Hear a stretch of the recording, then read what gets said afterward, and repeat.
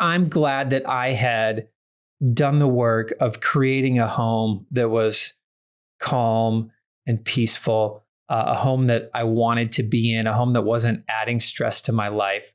Not to mention, I felt like I had saved a lot of money by pursuing minimalism and buying less stuff. I felt freer. I felt less tied down to the place that I was confined to be in. And I think some people early on were like, boy, I bet you're regretting becoming a minimalist now that you're stuck inside your home. And I'm like, no, just the opposite. Like, I feel free. I feel like we could get up and move if we needed to. I felt like I had saved up some money along the ways. It's not that my home is empty. There's still things to do in my home. And I thought I brought a lot of intentionality into my life. Hello, and welcome to another episode of All the Hacks, a show about upgrading your life, money, and travel. I'm Chris Hutchins, and I am excited you're here today. I've always known I wanted to do an episode on minimalism because I'm fascinated by it. I'm not anywhere close to a hoarder, but I certainly struggle myself with getting rid of things that I might need or want to use one day. Well, a few weeks ago, I got connected with Joshua Becker, and I knew that our conversation would make for a great episode. For those of you who don't know him, he's the founder of Becoming Minimalist, a website that's inspired millions of visitors around the world. He's also the best-selling author of The More of Less, The Minimalist Home, and most recently, Things That Matter, Overcoming Distractions to Pursue a More Meaningful Life. It just came out last week, and it's a fantastic read. In our conversation, we'll talk about what most people get wrong about minimalism, why owning less can bring more meaning to life, ways to get started without jumping straight into the deep end, and the big distractions outside of just stuff that get in the way of focusing on the things that matter in life. So let's jump in.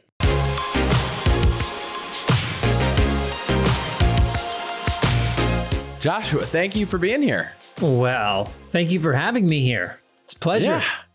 I'm going to jump right in. What do you think most people get wrong when they think about minimalism? Well, I've been writing about minimalism for 13 years or so. And I think when I first started, the misconceptions were this was going to be a barren, empty home. And I think we kind of shaken that misconception quite a bit. The misconception that I fight against the most is that minimalism is about checking out of life, that minimalism is about quitting my job as soon as I possibly can, not contributing anything to the world, and just laying on a beach for the rest of my life. In my mind, minimalism is about removing physical distractions, removing possessions so that I can live a bigger life that accomplishes more good for the world than if I was carrying around a bunch of stuff that I didn't need. Why is it so important, especially right now, for people to think this way and give it a consider? Yeah, because never at any point in human history have human beings owned as much stuff as we do now. Things are cheaper than ever. Things are more accessible and more available. I mean, with the click of a button, I can get things delivered to my home in an hour. And the stats are pretty fascinating. The average American home has tripled in size in the last 50 years, and still 10% of Americans rent off-site storage. The LA Times one time printed that the average American home has 300,000 items inside of it. And I think the more you accumulate, then the more of a physical burden, the more of a mental burden, just the more time all of our things take from us. And so, yeah, I think it's probably more important than ever to be intentional about the things we're allowing into our homes and lives. I'm thinking as you say that, gosh, how many things are in my house? And I don't even know if I want to know the answer, but you write a lot about the how of decluttering and minimalization and all of that stuff.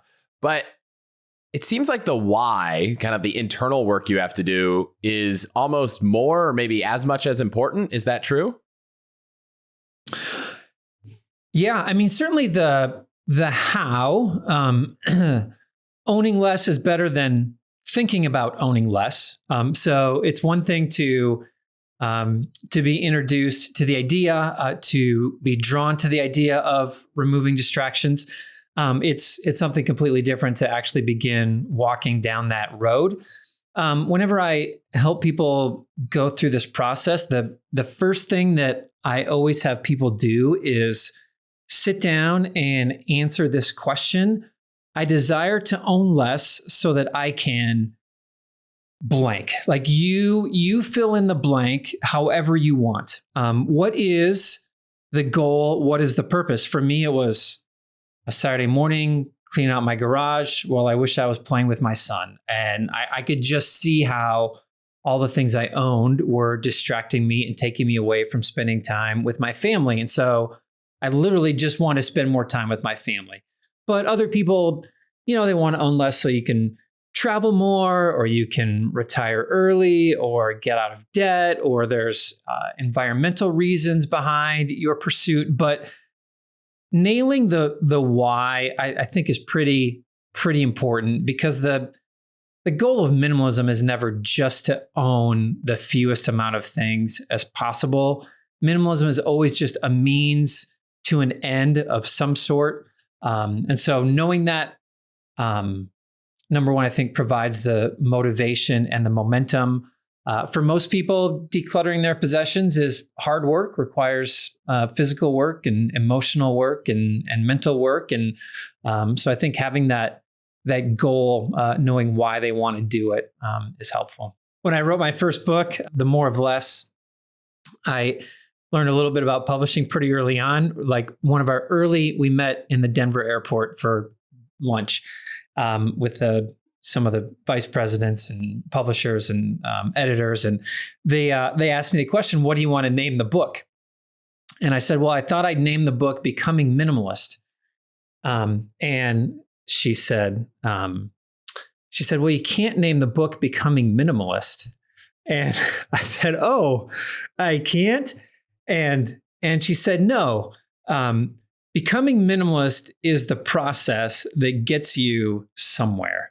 Like, what is the promise of minimalism? That's the title of your book, not the process. Make it the promise. So that was my first introduction to publishing. I like it. The promise of the more of less. The More of Less, Finding the Life You Want Under Everything You Own was the first book, and that then became the title, which I think that's the promise, right? I don't think anyone's desire in life is just to own as much stuff as they possibly can. We certainly have bigger dreams for our life than that. When it comes to the how, what are the hacks to actually do that? So let's say I've decided, okay, now I don't want a lot of stuff. It's surely not as easy as just get rid of it all, right? Do you start with a room? Do you start with a category? Do you have any advice to someone who's gone through the process to find their why? Do they do it gradually or all at once? There are some people who can do it all in a weekend. I know a friend who, as soon as he heard about minimalism, rented a dumpster and was done by the end of the day. But that's a pretty small percentage of people. Although if you can pull it off, and if that's your type of personality, then it's certainly better than taking 6 or 9 months to declutter your home. But if you're married and you got 2 kids and you got 15 years of stuff in your home, then it probably takes a little more time and a little more effort. The strategy that I use, the method that I have found to be the most helpful for the most number of people, is to work through your home, easiest to hardest, starting with the most lived in areas first.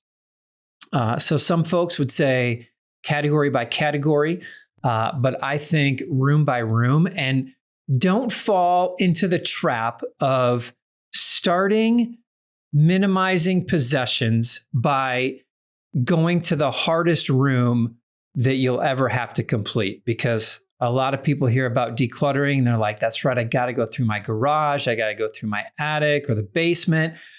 And then you go spend an hour and a half in the basement and you don't see any progress at the end of the day, and you feel frustrated, kind of throw up your hands and give up. This is never going to work for me.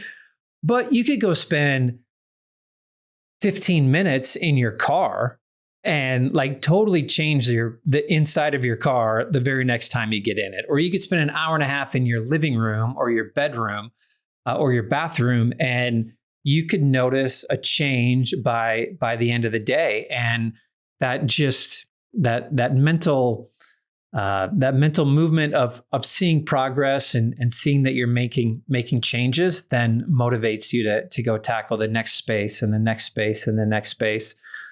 So easiest to hardest, most lived in areas first. And by that, I mean, don't, like, maybe the guest bedroom is the easiest thing for you to declutter in your home, but you're never in the guest bedroom. So you never see the progress. You never feel like you're making any changes.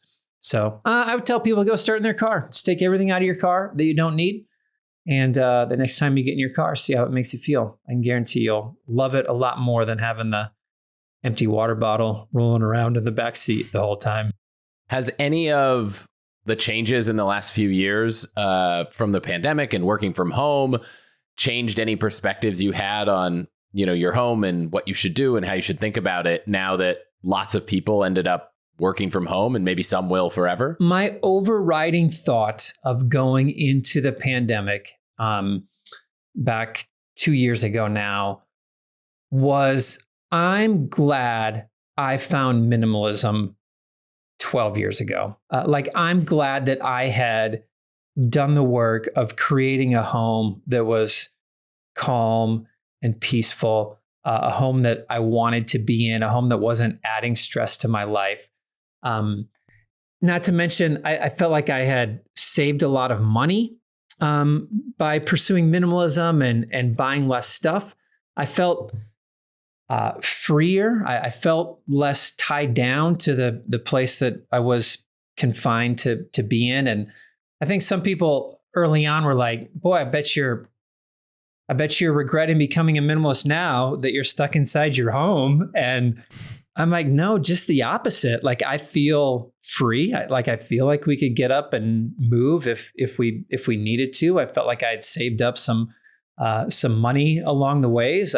It's not that my home is empty. There's still things to do in my home. And I thought I brought a lot of intentionality into my life over the last 10 years about how I spent my time. And certainly I think the pandemic upended a lot of that in a lot of ways and a lot of unhealthy habits that emerged. But I thought that I was in a much better place to handle those and overcome them once the world slowly opened back up again. You mentioned you started this a little over a decade ago. So were you always just the kind of person who didn't care about stuff and, had your garage was empty, you didn't buy stuff all the time, and that this was easy? Or how was the transition for you at the kind of genesis of your approach to minimalism? It wasn't something that I started out doing. I'd been married 10 years. My son was 5 and my daughter was 2 at the time where I was introduced to minimalism. Pretty typical middle-class suburban lifestyle. I always tell the story how we had gotten 3 pretty significant pay increases over those first 10 years of marriage, and yet for some reason we're never able to get ahead financially. It always seemed like, well, now that I got that pay raise, I should be able to save everything new that was coming into my life, but it never worked out that way. It seemed like the more money came in, the more money went out. And then it wasn't until, my son was 5, my daughter was 2, and literally on a Saturday morning, we were living in Vermont at the time, and just our typical spring cleaning. I went out to clean the garage, and it ended up just taking hours of organizing stuff and getting rid of stuff and cleaning things out. And my son was in the backyard asking me to come play, and I kept pushing him off. It was like just this constant, no, 1 more minute. I'm almost done. We'll play as soon as I'm done. And it was my neighbor who introduced me to minimalism, as I think I was complaining a little bit about how much effort had gone into the garage. And she says, that's why my daughter's a minimalist. She keeps telling me I don't need to own all this stuff. And looking at the pile of things in my driveway, and there's my son swinging alone on the swing set in the backyard. And suddenly realized all the things I owned weren't making me happy, which we would all say, but even more, all those things were distracting me and taking me away from the thing that did bring me happiness and joy and meaning in life. And so that was it. And as far as was it difficult for me? No, it wasn't. Like I saw the bigger picture right away. I could see pretty clearly how owning less stuff would free me up to invest my life in things that actually matter. So certainly it took about 6 or 9 months. So there was certainly effort that had to go into it and tough decisions that needed to be made. But I certainly wasn't drug into the lifestyle kicking and screaming. I was pretty excited about the opportunity right away. I imagine most people listening are thinking, I'm on board. I've already thought for the last 10 minutes about what my why is. But I feel like when the rubber hits the road and you're like, okay, now I got to start getting rid of things, I can already run through my head the story I'd have for almost everything that I probably should get rid of and haven't. And in my particular life, there's one thing that between my wife and I is like this. She's much more the throw everything away, or give it away, or it's just, we don't need this. And I have maybe a common attitude of like, well, one day, what if we want this thing? And the one that comes to mind every time is someone gave us a raclette, just like it's like a little grill on the top and it heats up cheese and you'd use it when you have your friends over for dinner. And we have this thing, and in 10 years, we've maybe used it once. And she would make the argument, if we don't use this more than that, it's got to go. And I'm like, well, like, we have the room in the house and maybe one day we'll need it. I'm going to be really bummed when I say we should do this one time and we don't have it. Then what do I do? Do I buy it? You can't really rent it. What do you do when you have a conversation with someone and they bring, I imagine I'm not the only person that has this challenge of like, I might want this thing one day, so I shouldn't get rid of it. Well, this specific one, heating up cheese, you are the first one ever, by the way. I don't even know what this is. There's no other way to heat up cheese except for this one little tool. It's a device you would put on the table to eat with people and cook food together versus something you'd use in the pantry. But it could very easily be a fondue set. So we could pretend it's a fondue set. Okay, but got it. So this would be this would be a classic example of I'm in for owning less, and my mind races to the hardest thing in my home that I would ever have to get rid of. And I don't want to shirk the responsibility of this question here, but honestly, what I would tell you, what I would tell anyone else is I would say, don't start by getting rid of the hardest thing in your home that you would ever have to get rid of. Like, I just did an interview earlier with someone who had like a Pringles can that they got from their grandfather who taught them how to invest money. And this was where he saved his money. And I'm like, well, you don't start by getting rid of the Pringles can. Like, let's just find some things in your home that you don't need, you don't use. Maybe you have duplicates of the item. Maybe you have something else that could accomplish the exact same thing. Maybe it's something that was from a different season of life that you no longer use anymore. Like, let's find easier wins. Let's make quicker progress, and then start noticing how owning less frees up your life for bigger and better things. And just notice the change that's taking place in what happens when you walk in your home, how much less time you have to spend cleaning or organizing, how much money you're saving by not buying stuff that you don't need, how much more life is enjoyable when everything you own is your favorite of something rather than, a closet full of clothes that you only wear 20% of them anyway. Like, start noticing some of those benefits. And then when you get to the fondue set, like, you'll be in a better place, and maybe you've decluttered a lot more, and now having people over is something that's becoming more important to you, and your home is cleaner, and so it's easier to do. And you're like, no, this is something that's going to be this is something that showing hospitality and having people over is an important value to us. And this fondue set allows us to do that. And so you're going to keep it. Or maybe you're going to be like, you know what, this is kind of stupid that I was holding on to this thing. And now that I think about it, I do have a friend and I could borrow his if I desperately needed it at some point in the future. What you just said about borrowing something it comes to mind with the most common objection I would think of going through my house. There are a lot of things that I don't actually have like an attachment to, but I think in the back of my mind, well, one day, what if I need this thing? Basketball. It's like, I own a basketball. I don't play basketball a lot, but I know there's a park down the street with a basketball. If I wanted to play basketball one day, I don't really want to go buy a basketball. So what about when it's not that it's an emotional attachment? It's not a hard thing to get rid of, but it's just something that you think, well, one day I might need this and I don't want to buy it then, so I want to keep it. One option you just gave, which is maybe someone has one to borrow. Is there anything else to help people get over that hurdle of I might need this someday? Yeah, I mean, there's just some math that we can do in our heads. Like what are the probabilities of me needing a basketball? How hard would it be to replace? How much really would it cost if I needed to replace it? What is my financial situation if that was required? I often think that there's the question we typically ask ourselves is, yeah, but what if I need it someday? And I always think, there's another side to that question. And the other side of that question is, what if I hold on to everything for the rest of my life and never end up using it?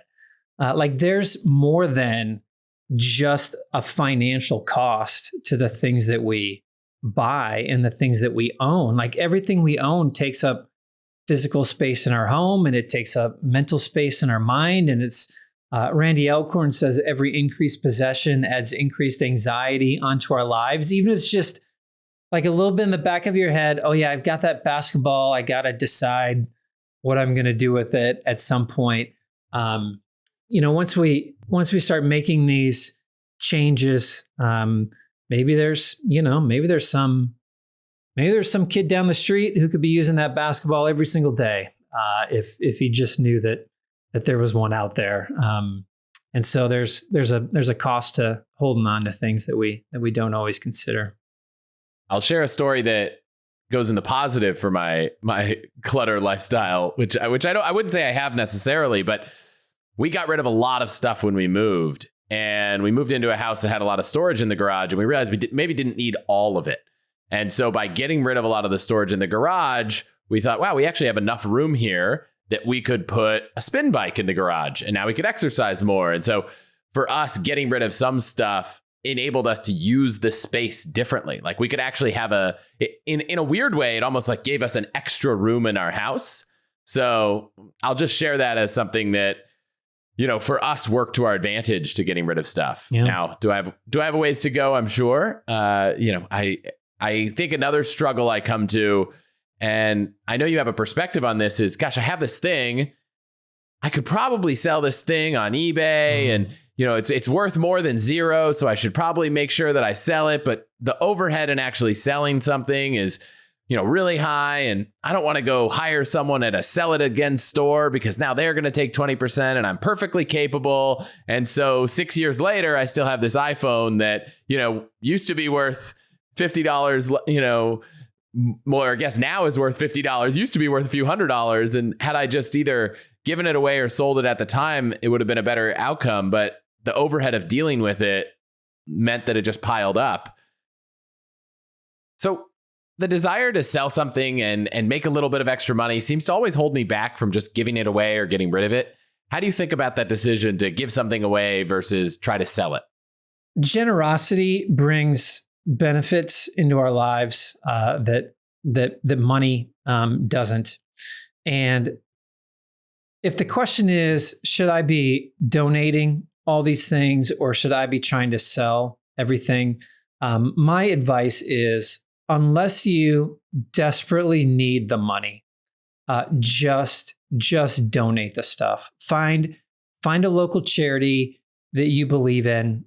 Find a local charity that's supporting a problem that you want to solve in the world. If it's homelessness or refugee resettlement or a battered women's clinic or, foster care, foster children in the system. I think that there's a benefit that comes to just donating some of that stuff. Not personally, not even to mention how much, if you're trying to declutter a lot of stuff, then selling everything just adds time and energy and stress to an already pretty difficult process. And we don't typically make nearly as much money as we think we're going to. And so, there's a time and a space. If you're getting rid of something really valuable or something really big and you don't have a truck to haul it away, there's a time and a space, I suppose, for trying to resell some things on a selective basis. But most people, if you don't desperately need the money already, I think it's better just to donate. I actually find that when you start donating things, it tends to almost prompt more and more minimizing of things as opposed to trying to sell it. So like when we started, my son was 5, my daughter was 2, we were done having children. And so, but we had a basement full of maternity clothes and like baby things and crib and a high chair, like stuff that my daughter had just outgrown. And I remember we tried to sell it at a garage sale and like hardly any of it sold. And so I called my neighbor who I knew worked at the CareNet Pregnancy Center in Burlington, Vermont, just down the road from us. And I'm like, hey, we have all this baby stuff. I was just going to take it to Goodwill, but like, is this stuff that you could use? And I remember, like, I'll never forget it. She's like, yeah, we can use that. That's exactly what we do. Like we work with families in poverty. We work with single mothers and we give them maternity clothes, baby clothes, high chairs, cribs, bottles, blankets, like the whole deal. And I was like, man, I guess I never knew what you did, or I never knew how much of a need there was in the community. And like we went into our basement and we found more boxes of stuff that we didn't need. And we're like, man, if there's someone in the community that can be using this stuff like right now, why in the world would we let it just collect dust in our basement? So I think generosity and donating can even help us to get rid of even more and more. If anyone listening has probably already heard me talk about the book Happy Money, which it now turns out I learned there are 2. So the one by Elizabeth Dunn, one of the 5 things that I guess science has shown that at least this is spending money on, but I think the principles apply is spending money on others and giving money away. So certainly the same principle I think would apply to things. And what are the other 4? Because I always just list 3 things that science says we can spend our money on to make us happy. But do you remember? I shouldn't be putting you on the spot. No. So one is making something a treat. So these aren't necessarily, they're ways that you can spend money. So one is making things a treat. So if you buy a latte every day, maybe consider buying the latte once a month or buying it once a week to make it a surprise. Okay. One is prepaying for things. It's kind of like pay now, consume later. If you're going on a vacation, see if you can call the hotel and pay for the entire stay in advance so that when you end your hotel stay, your final experience isn't looking at this bill that was a few $1,000s. I said invest in others. This is fun. I love being put on the spot. One is buying time. So if there's a thing you don't love, if you hate cleaning your house, spend money. I imagine that's one that you've done. And then the last is probably one we've all heard, which is buying experiences. I had the bottom 3. Whenever I talk about the 3 ways you can spend money that increase happiness: experiences over possessions, buying time, and being generous with our money. But I hadn't heard the first 2. The other sense. 2, pay now, consume later, and make it a treat. All right. Got it. So those are a lot of the roadblocks, and I appreciate talking through them because I imagine a lot of people have come to this conclusion. The last one I want to ask about, which is interesting because we're having another child in a few months, and we were thinking about a trade-off here, which is it's really time is of the essence, right? We just talked about spending money on time is a good use of money, but one of the things that takes up a lot of time when you have a child is there's just all these, things get dirty all the time. Burp cloths, bibs. So we went through this conversation at lunch today, and in advance of having this conversation, and we were like, gosh, our instinct was let's overbuy the bibs so we can underspend time on laundry. But you could make a case that we could buy 3 or 4 bibs and wash them, or we could buy 20 and do laundry once a week. How do you juxtapose? You just said you recommend spending money on things to buy time, but you also like owning fewer things. Does the temporal nature of something like a burp cloth that you might only need for a year have kind of a carve out in the need for owning fewer possessions? Oh, that would be an interesting one. I don't know. I don't know how you'll know until you're actually in it. It's something. What is enough? I get asked everything. How much underwear should I own? How many pairs of shoes should I own? How many towels should I have in my home? Like I get asked how many square footage should I have in my home? Like I get asked everything. And the answer is like, you really just need to experiment in your home to find out what is going to work best for you. My hope with possessions, or my goal with possessions, is that my possessions are not a burden to me, whether in too few or in too many. And most of us live with more possessions than we need. And so it has become a burden to us and a distraction from things that matter. But there is the case that you could have too few of something, and it also becomes burdensome. If I have to visit a laundromat and I got to go there every 2 days, then at that point it's becoming more of a burden to have fewer burp cloths or fewer clothes than it would be to have a week's worth that fit into one wash. So I suppose I could make the case that we're not going to use burp cloths for that long, and I don't know. Can you donate burp cloths? Probably, I suppose, if they're clean. So I don't know. I love the what is the normal laundry routine in your family? How often do you do laundry? Is it once a week? Then what's going up once you add a new human into the family? Or at least there's going to be more of it. But what makes sense? What gets us through one cycle? I know there are a lot of trends in kind of minimalism and everything. A lot of people in the past few years have talked about Marie Kondo, only keep things that spark joy. Are a lot of these different things? Do they work together? Are they different paths, different sects? You have to pick one to follow. Can you mix and match? Do you have favorites? How do you think about all that's going on in the kind of broader space? I think we're all having a similar conversation. But getting there a different way. I tend to like the questions that I have people ask, and the approach that I have people go. I tend to think, what is my purpose in life, and do these possessions help me do that, or are they distracting me from it? I tend to think that's a better long-term question than, does this item spark joy in the present moment or not?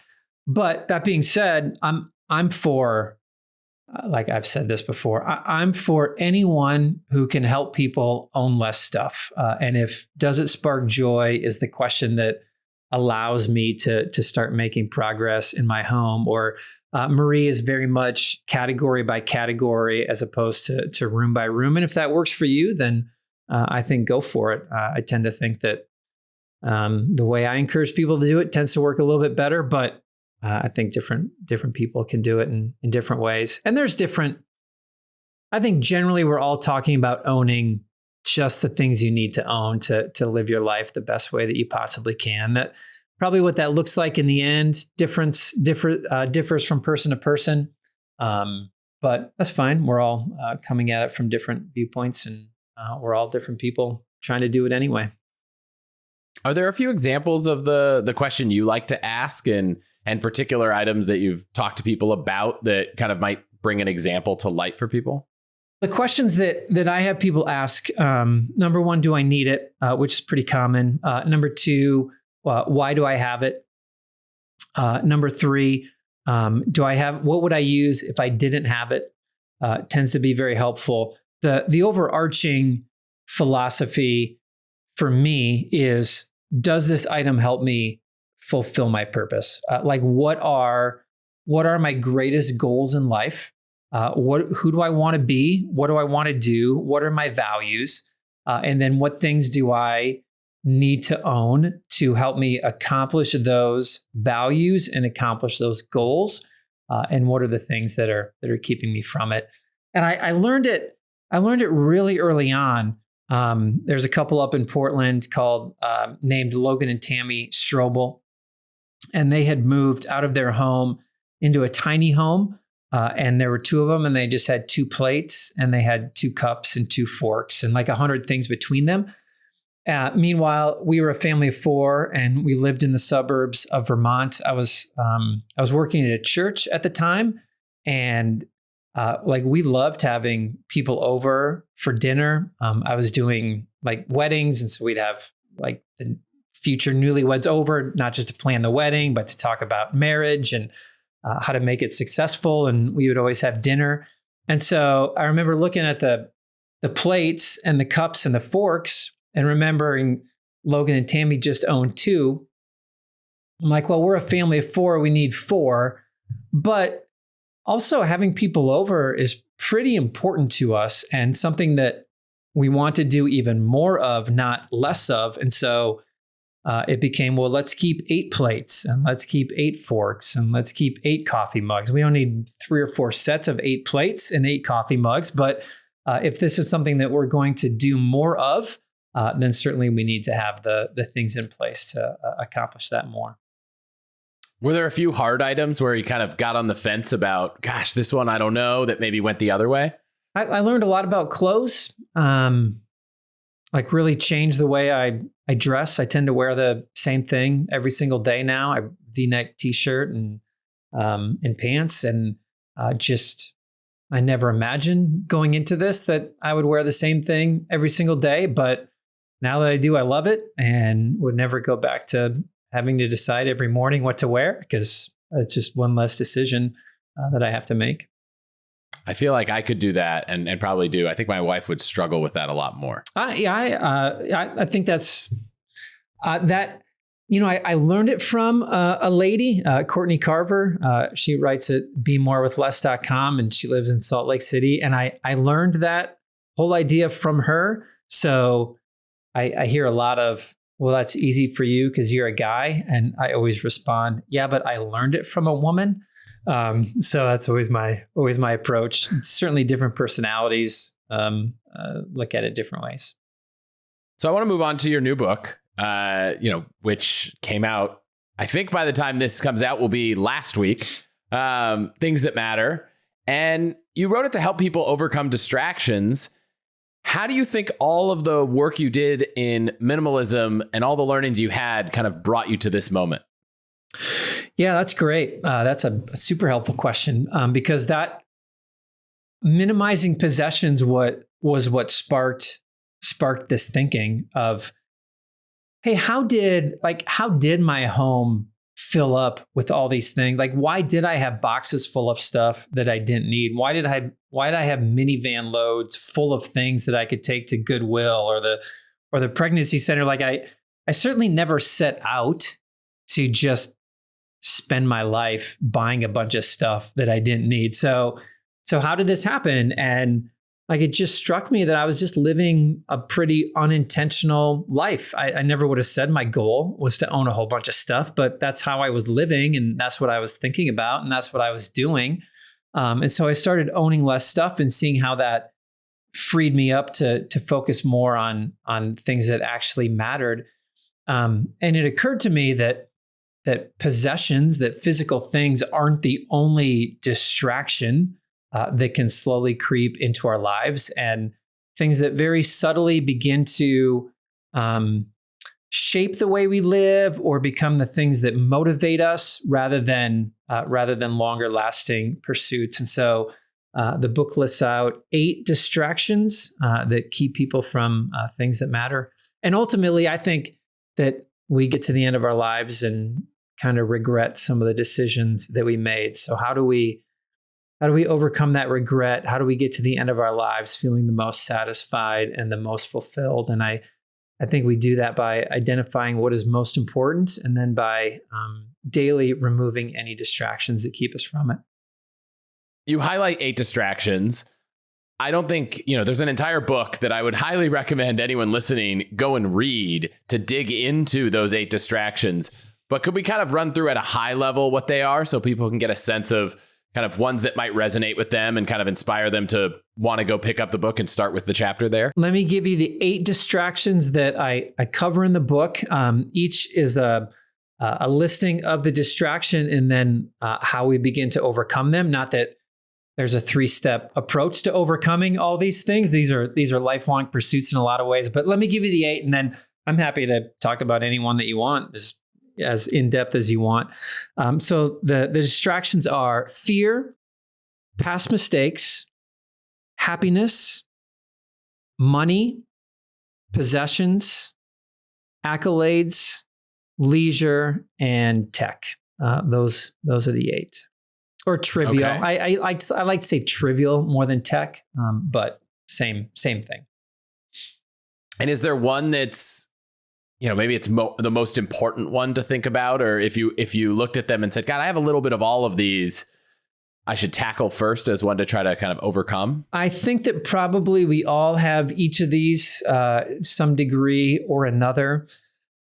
We did a survey. I did a nationwide survey for the book, and probably the most, I would say the most heartbreaking response that we got back was 60% of people say that they are held back from the future they want because of past mistakes they've committed in their life. And 56% of people say that they are held back from the future they want because of a past mistake committed against them.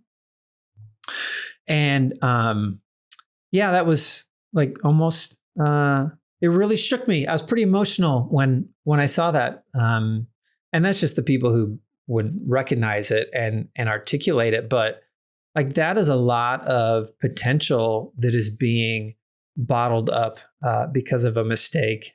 And for someone to live their whole life, like 60% of us we'd say it out loud that I can't live the future I want because of something that I did in the past or something that was done to me in the past. And so that's always a big one that I think comes to mind.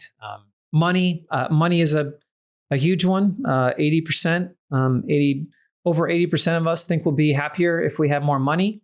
And 77% of us say that our desire for money affects our decisions every single day.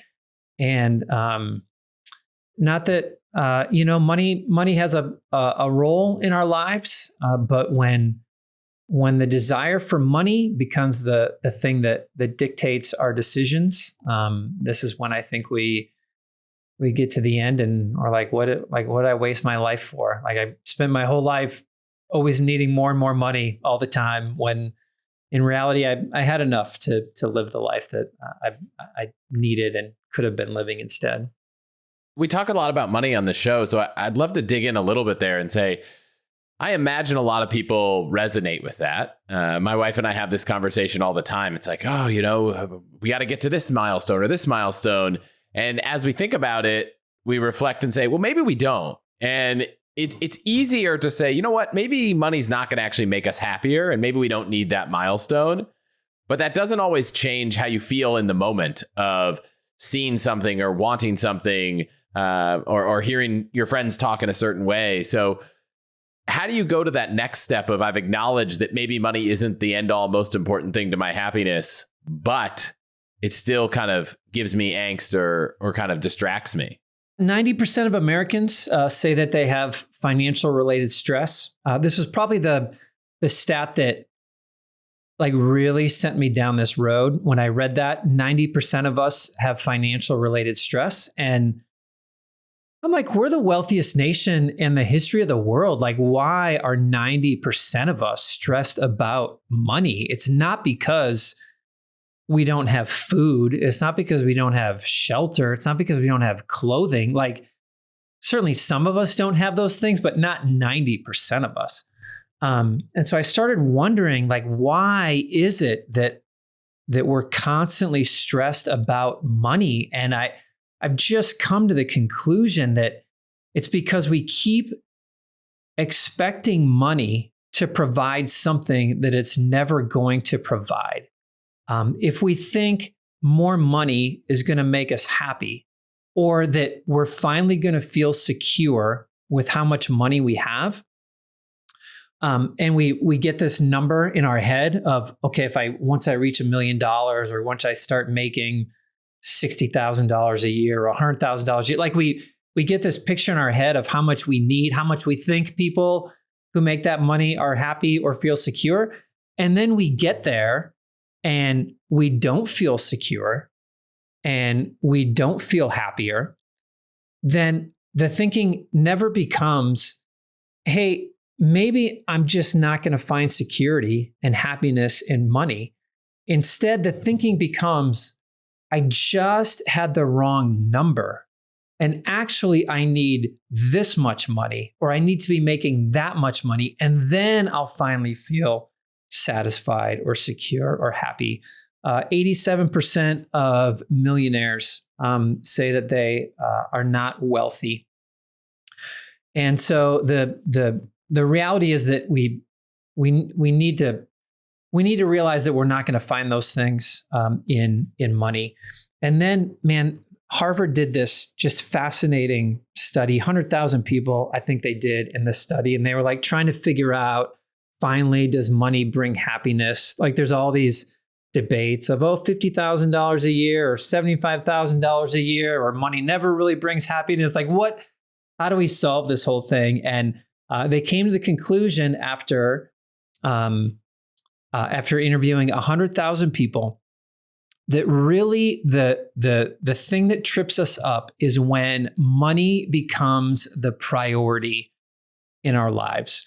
Or more specifically, when we start sacrificing time for money, or when we start sacrificing other things that are important to us for the sake of making more money, that this is when life satisfaction really begins to drop. And so coming to the conclusion that, hey, I have enough money coming in to support my needs. I don't have to spend every day, or I don't have to spend my entire life constantly wanting or pursuing more and more and more, but I have enough to meet my needs, and my life would be much better served investing my time into other things that actually matter.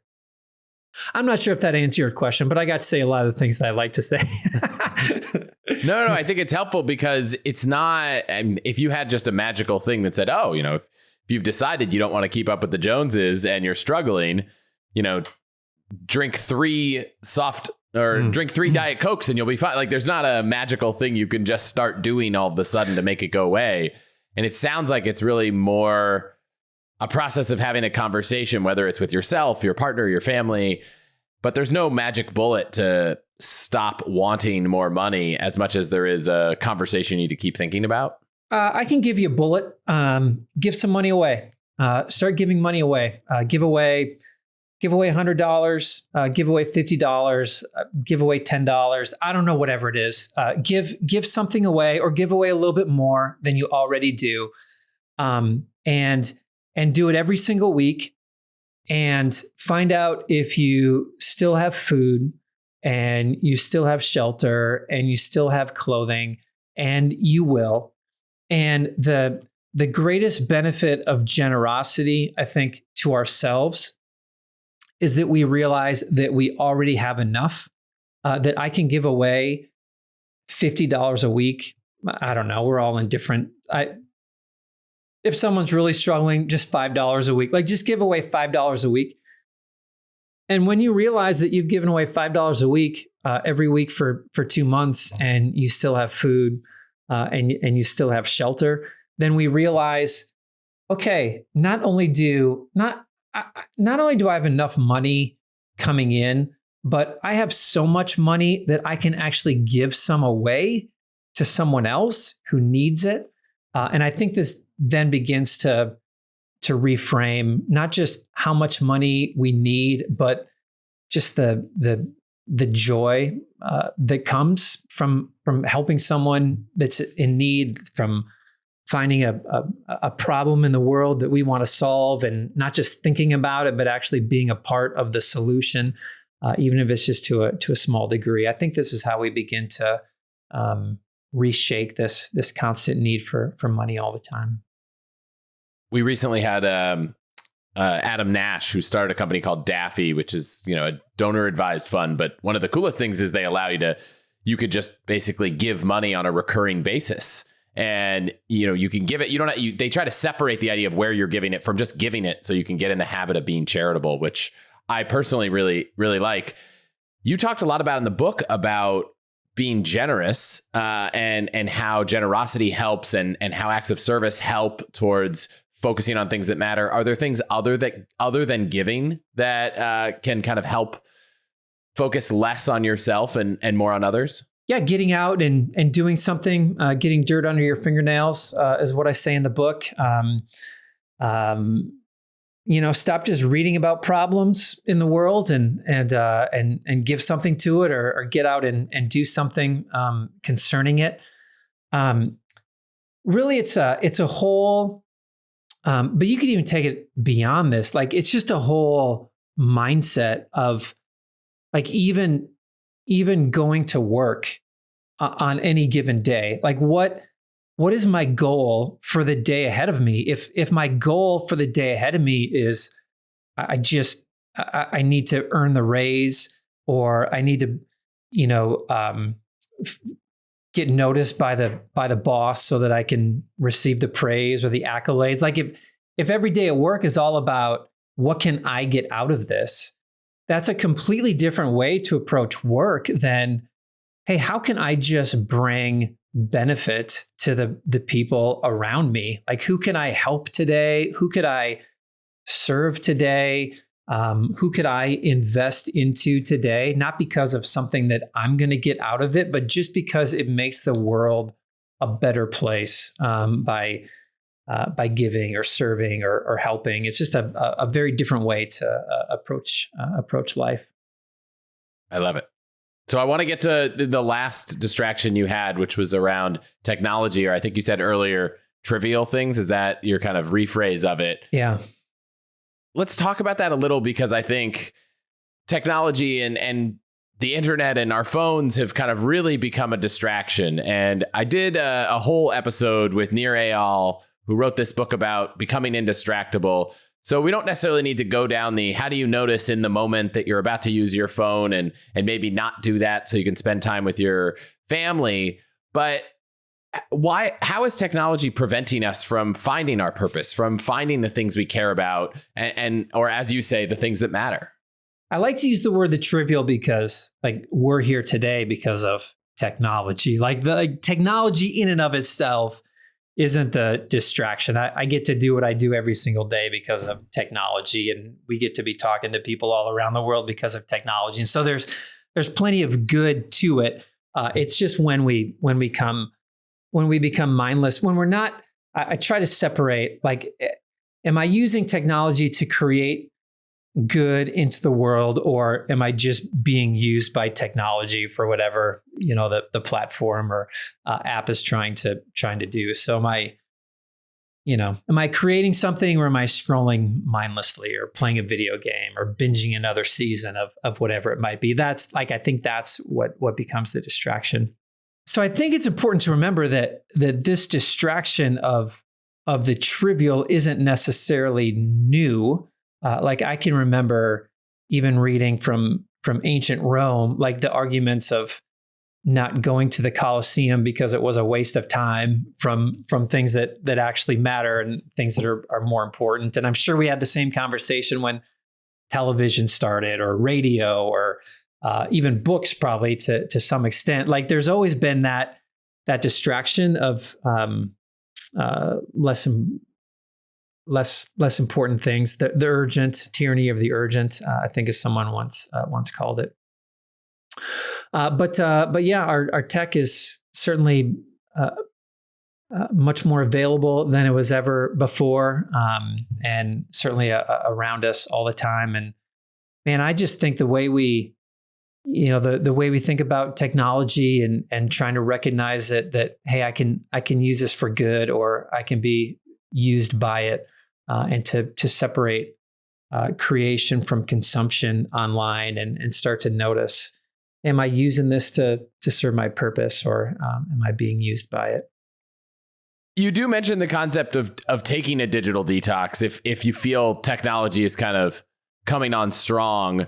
Are there things people should think about when that's kind of relevant, or when it might make sense, and what is it? I recommend it for everybody. I think everybody, certainly anyone who's around technology and feels like it's becoming a distraction in their life, to take some time away. Take 30 days, take 29 days.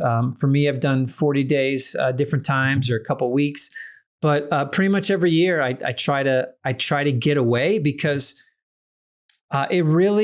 it just helps us understand, I think, how much time we were wasting on some of that stuff. And then when we return it back to our lives and re-engage it, we do it in a much more intentional way. Like, what did I really miss about being away from social media? Or what did I really miss about what apps actually were helpful on my phone, and which ones were just distractions? And so I really think it's the way to reorient. It's certainly I think, a pretty important first step for people. I'm all for, take all the apps off your home screen, or wrap a rubber band around your phone. Like I'm all in for different hacks and stuff, but really the work that we need to do is reorient entirely. And I think taking a month away. The summer, I think, is the best time that you can do that, unless you live in Phoenix like I do. Everywhere else, it's pretty nice. Take a month and don't watch any television for a month. Don't use your phone except for anything but phone and text, and your email when you're at work, and just do it for a month and see how it makes you feel, and what you notice, and what you missed, and what was actually essential and what wasn't. Wow. For someone who kind of lives multiple jobs on the internet, it seems impossible, but I sometimes commit too on the spot to things. I committed to a month of cold showers in an interview. I am not going to commit to 21 days on the spot, but I will commit to thinking about it. There you go. So one thing before we wrap that I'm going to ask is, I try to ask everyone, for wherever they are in the world, or a city they know well, to give everyone some recommendations, maybe for their summer travels if they end up in that place, for, where you think they should get a bite to eat or have dinner, meet a friend for a drink or a coffee, and something they should do. You can pick any city you want. And I'd love to hear those three things. I forget the three things, but because the whole time I was thinking, well, you probably shouldn't come to Phoenix in the summer. But no, if you're in Phoenix, which you should totally come to, but maybe just not in June, July, or August. There's a little Mexican place called Barrio Cafe, and I would send people there. It's a great little Mexican place. Probably going to be a long line to get a seat at the table, but it's well worth it. Barrio Cafe. You got to go hiking when you're in Phoenix. Hike up Camelback Mountain, and there's two routes up Camelback Mountain. There's a really strenuous one that literally has you climbing up boulders, and then there's a much more peaceful one. But that's the hike to do if you're going to be in Phoenix. That's great. I will put that on the list. And before we wrap, we've talked about the book a few times, Things That Matter. I definitely think people listening should check it out. Where can people stay on top of everything you're up to online and get in touch? Yes, Things That Matter, Overcoming Distraction to Pursue a More Meaningful Life. You can find it everywhere. My home base is becomingminimalist.com. And so you can, anything and everything I do runs through there. I should be doing be doing a speaking tour through through what I'm calling the Midwest, from Omaha and Chicago, Nashville, Louisville, Atlanta, Birmingham, New Orleans, all the way over to Austin. So I'll be doing that this summer, so people can come join me in July. Sounds great. Thank you so much for being here. Wonderful. Thanks for having me. This has been great.